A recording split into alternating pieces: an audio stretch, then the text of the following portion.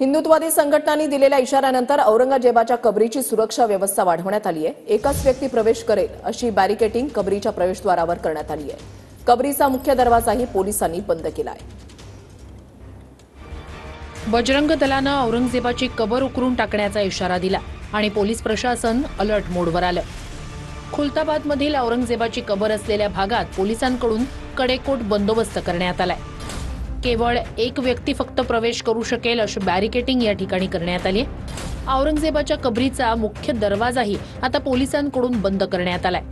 तर याच मुद्द्यावरून राजकारणही आता चांगलंच तापू लागलंय। 400 वर्षापूर्वीची कबर खोदायला निघालेले आहेत म्हणून तर म्हणतोय ना की 3000 शेतकऱ्यांच्या कबरी चिता जळाल्यात त्याच्यावर बोला। या महाराष्ट्रामध्ये 3000 शेतकऱ्यांच्या चिता आत्महत्या केल्या त्यांनी, आत्महत्या, त्याच्यावरती कोणाला संवेदना नाहीत। ज्यांच्या मेंदूचेच 2 भाग झालेले आहेत आणि ते दोन्ही भाग एकाच ठिकाणी वाहत आहेत, ती म्हणजे मला सत्तेची भूक आहे या पद्धतीने काम करणारे संजय राऊत आहेत।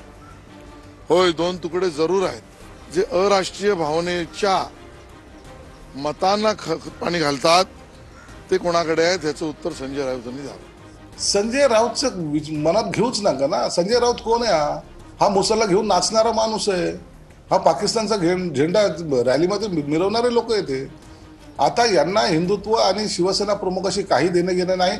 हे काँग्रेसचे आणि राष्ट्रवादीचे पाय चेपायचं काम यांनी आता हा उद्योग, नवीन उद्योग सुरू केले। जर प्रशासनाने कायदेशीररित्या हे कबर काढली नाही तर हिंदू समाजाचा इतिहास आहे जसं श्रीराम जन्मभूमी आंदोलन त्या बाबरी ढाच्यावर कार सेवा करावी लागली तर बजरंग दल या कबरीवर कार सेवा सुद्धा करेल।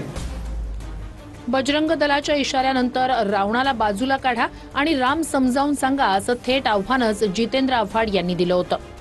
तर नरेश म्हस्केंकडून जितेंद्र आव्हाड यांचा जितुमिया असा उल्लेख करण्यात आला। मला काही बोलायचं नाही बाबा, तुम्हाला काढायची तर काढा, फेकायची तर फेका, ठेवायची तर ठेवा, आम्हाला काही बोलायचं नाही।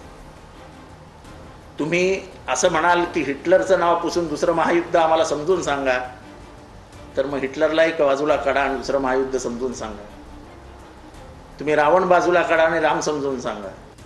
जितेंद्र आव्हाड यांनी औरंगजेब हे त्यांचं दैवत आहे हे मान्य केल्यामुळे मी त्यांचं खास करून अभिनंदन करतो। त्यांचं नाव जितेंद्र आव्हाड नाही, जितुमिया असं ठेवलं पाहिजे की जे मुस्लिम धर्मीय सुद्धा औरंगजेबाला मानत नाहीत।